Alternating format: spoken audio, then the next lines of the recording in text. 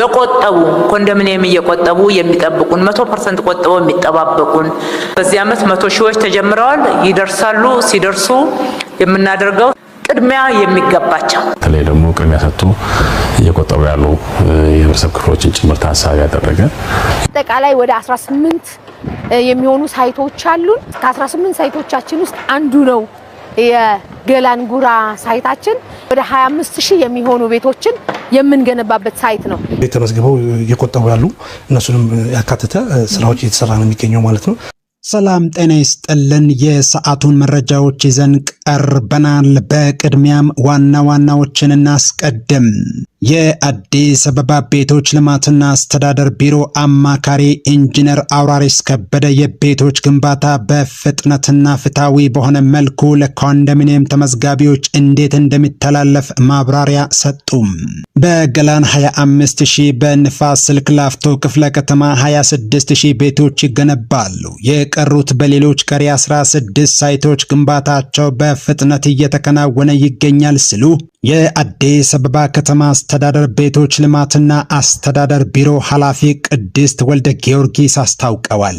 የኮንዶሚኒየም እጣው ሲወጣ ቅድመ ክፍያው ስንት ነው? ሙሉ ክፍያውስ? ይህ ጥያቄ የብዙዎች ጥያቄ ነው። በዚህ የመረጃ ሰዓታችን ከባለ 1 እስከ ባለ 3 መኝታ ቅድመ ክፍያው፣ ሙሉ ክፍያና በካሬ ሜትር ስንት ብር እንደሆነ ጭምር በዝርዝር እንመለከታለን።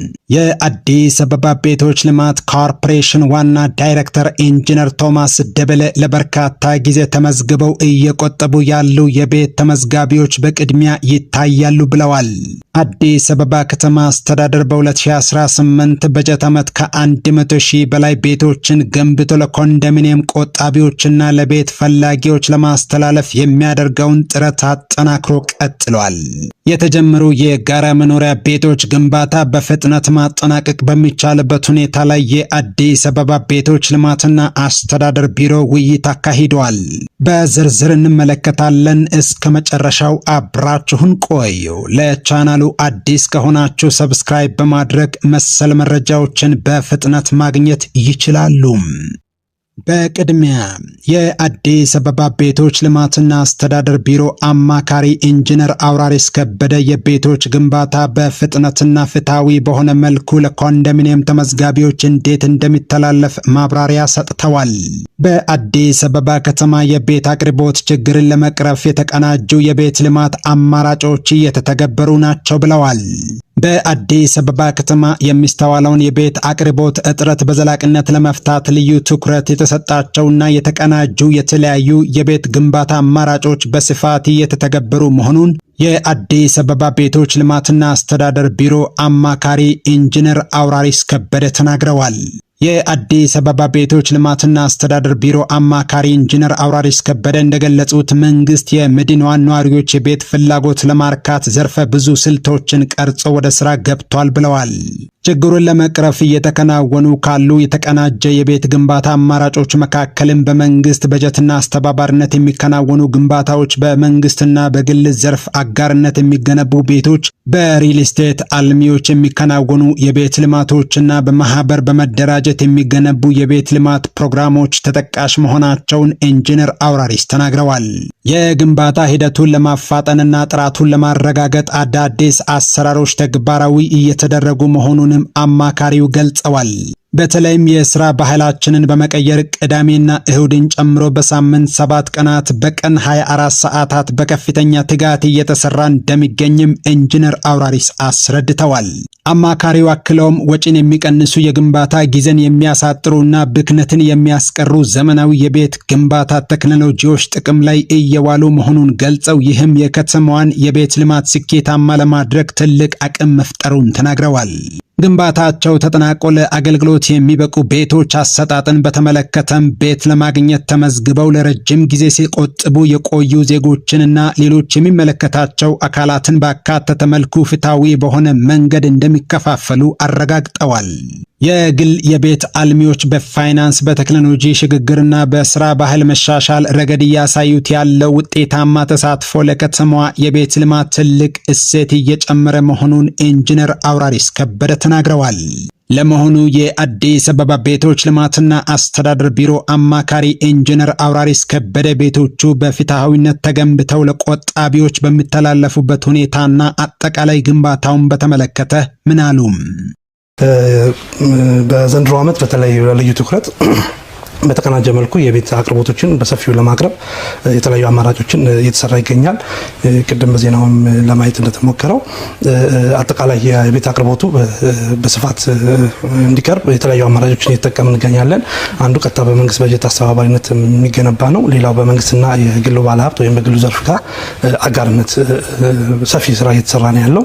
እንደዚሁ ደግሞ በሪል ስቴት አልሚዎችም እንደዚሁ በጣም ሰፊ ስራ ነው መንግስት መሰረተ ልማቶችንና አጠቃላይ ፋሲሊቲዎችን በማመቻቸት በሰፊ ስራ እየሰራ ነው። እንደዚሁ በግል ደግሞ ሰፊ ስራ እየሰራ ነው ማለት ነው። ሌላው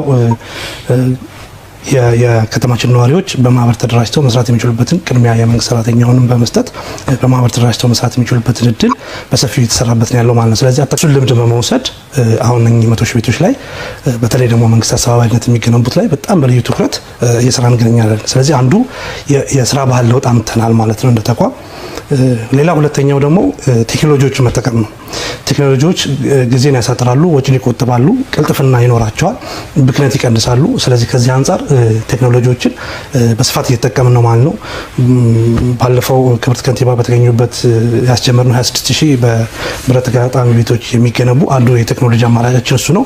በጣም ባጠረ ጊዜ ውስጥ የሲሚንቶ ስራዎችን የሚያስቀንስ በብረት የሚሰራ ስለሆነ የሲሚንቶ ስራዎችን የሚያስቀንስ የብሎኬት የልስን ስራዎችን የሚያስቀንስ በመሆኑ የጊዜ የገንዘብንና አጠቃላይ የቅልጥፍና ስራ ስለሚኖረው አንዱ ቴክኖሎጂ ነው። ቴክኖሎጂ ቀጥታ የቤቱ የሚገነባበትን ብቻም ሳይሆን የአሰራር ቴክኖሎጂም እሱንም በመጠቀም ነው። ቤቶች ብዙ ልምድ አለው። እንዳጠቃላይ እነኚህ ቤቶች በሚጠናቀቁበት ሰዓት አጠቃላይ ከተማዋን ነዋሪ ሁሉንም የሚመለከተውን ሰው ታሳቢ ባደረገ መልኩ በፍትሃዊነት ለማስተላለፍ እየተሰራ ነው የሚገኘው ማለት ነው።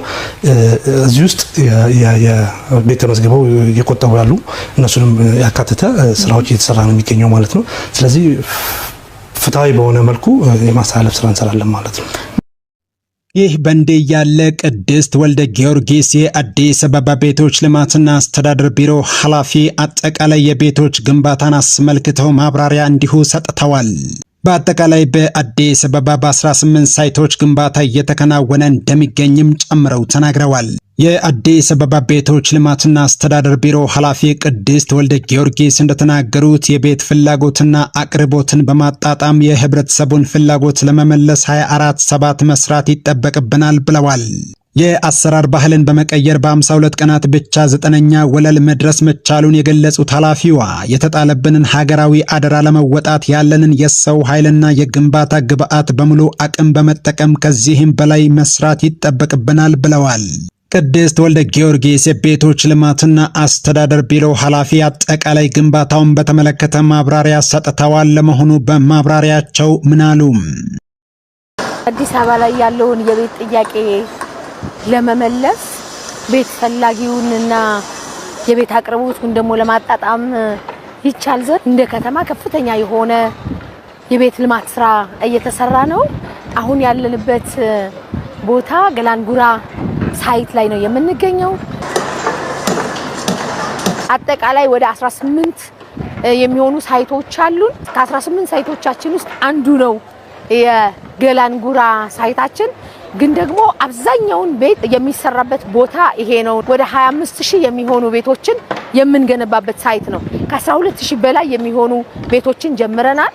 ሁለቱ ብሎክ በዊንግ ነው ያገናኘነው፣ አንድ አደረግነው። የጀርመን ሳይት ላይ የነበረውን ትሬንድ ነው ወደዚህ ያመጣ ነው። መሬት ሊባክን የነበረውን መሬት ቀርፈናል፣ አንስተናል። ከሊፍት ጋር ተያይዞ ሌሎች ሊባክኑ የነበሩ ኮስት ሚኒማይዝ ከማድረግ ጋር ተያይዞ እሱን ታሳቢ አድርገን ነው ሁለቱም ብሎክ በዊንግ ለማያያዝ የሞከርነው። ሁለቱ ዊንግ 104 የሚሆኑ ቤቶችን ይይዝልናል። ቅድም እንዳነሳሁት አንድ ቤዝመንት አለው፣ ግራውንድ ፕላስ 12 ነው። 12ቱ ለሙከራ የሰራናቸው ብሎኮች በዚህ ፍጥነት በዚህ ልክ ነው ከፈታቸው የደረሱት።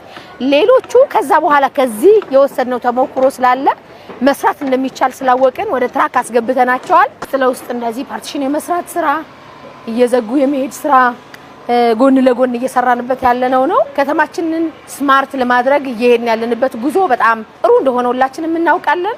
ከዚህም ጋር ተያይዞ ሁሉም ሳይቶቻችን ላይ የተሟላ መሰረተ ልማት ያላቸው ናቸው። ስማርት የሆኑ መንደሮችን እየገነባን ያለነው ቤቶቹን መገንባት ብቻ ሳይሆን አካባቢያቸውም ደግሞ ግሪን መሆን መቻል አለባቸው።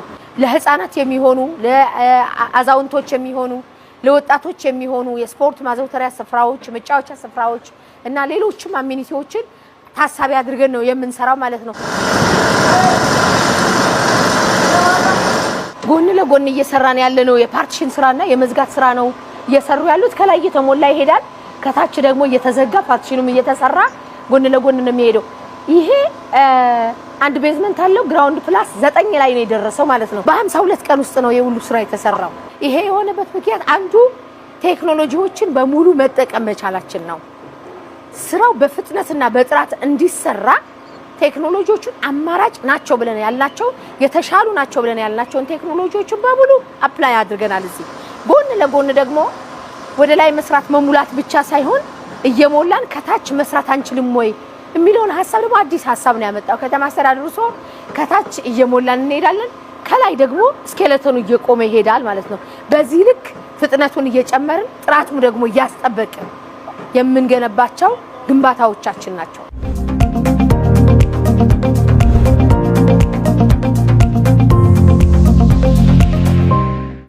እንዴት ዋላችሁ?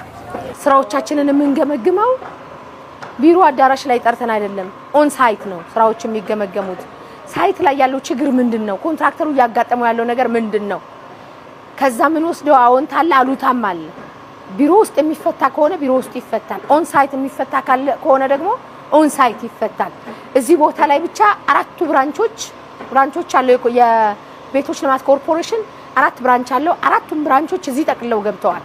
ሽፍት ስለሆነ የሚታደረው በሽፍት ስለሆነ የሚሰራው ኮንትራክተሮቻችን ሰራተኞቻቸውን በተመሳሳይ በሽፍት ስለሆነ የሚያሰሩት እዚሁ በቅርብ ጥብቅ ክትትልና ድጋፍ በማድረግ ስራዎችን በፍጥነት ወደፊት ለማስኬድ እየሞከርን ያለንበት አግባብ ነው ያለው።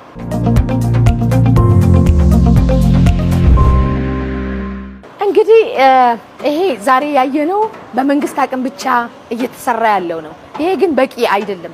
በመንግስት ብቻ ተሰርቶ የቤት አቅርቦቱን ተደራሽ ማድረግ አይቻልም። ስለዚህ በሪል ስቴት እየለሙ ያሉ አሉ፣ በግል እየለሙ ያሉ ቤቶች አሉ።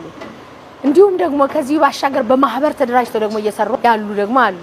እነዚህና ሌሎች አማራጮች በተለይ ደግሞ በመንግስትና በግል አጋርነት እነዚህን 5 ሞዳሊቲዎችን ታሳቢ አድርገን ዘንድሮ ብቻ 2018 ብቻ 100,000 ቤቶችን ዴሊቨር ለማድረግ ከምን ጊዜውም በላይ ታጥቀን ተነስተን ያለ ነው። የከተማችንን ነዋሪዎች የቤት ጥያቄ ደግሞ በዚሁ ልክ እንፈታለን ብለን እናምናለን።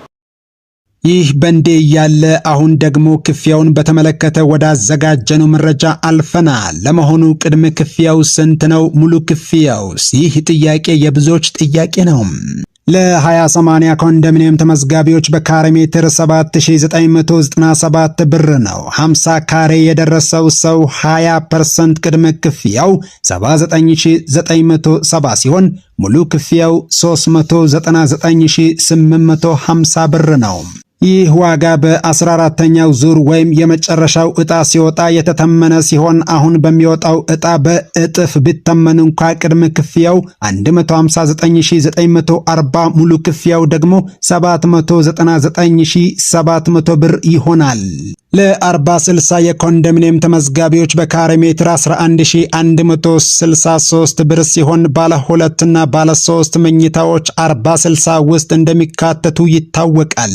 80 ካሬ ሜትር የደረሰው ሰው ቅድመ ክፍያው 446520 ብር ሲሆን ሙሉ ክፍያው ደግሞ 1,116,300 ብር ይሆናል። ይህ ዋጋም በ14ኛ ዙር ወይም የመጨረሻው ዕጣ ሲወጣ የተተመነ ሲሆን አሁን በሚወጣው ዕጣ በእጥፍ ቢተመን እንኳ ቅድመ ክፍያው 893,040 ብር ሲሆን ሙሉ ክፍያው ደግሞ 2,232,600 ብር ይሆናል። በአሁኑ ጊዜ የኮንዶሚኒየም መኖሪያ ቤቶች የገበያ ዋጋ በካሬ ሜትር ከ35,000 እስከ 90,000 ብር ድረስ እየተሸጠ ይገኛል። ዋጋው እንደ ቤቱ አቀማመጥና ወደ ከተማ መሃል ባለው ቅርበት ይለያያል። በባልድራስ፣ ጎተራ፣ ጎፋ መብራት ኃይልና ገርጂ የሚገኙ ኮንዶሚኒየም በከተማው ውስጥ በጣም ውድ ቤቶች ናቸው። የኮንዶሚኒየም ቤቶች ልማት ፕሮጀክት የተጀመረው የከተማ ደህንነትን ለመቅረፍና ዝቅተኛና መካከለኛ ገቢ ያላቸውን ነዋሪዎች የኑሮ ሁኔታ ለማሻሻል ነው። የኮንዶሚኒየም ግንባታ ዋናው ዓላማ ዝቅተኛ ገቢ ያላቸውን ነዋሪዎች የመኖሪያ ቤት ባለቤት ለማድረግ ነበር። ቆጣቢዎች የግንባታውን ወጪ ብቻ እንደሚከፍሉና መንግስት መሬት በነፃ ማቅረብን ጨምሮ የተለያዩ ድጋፎችን እንደሚያደርግ ይታወቃል።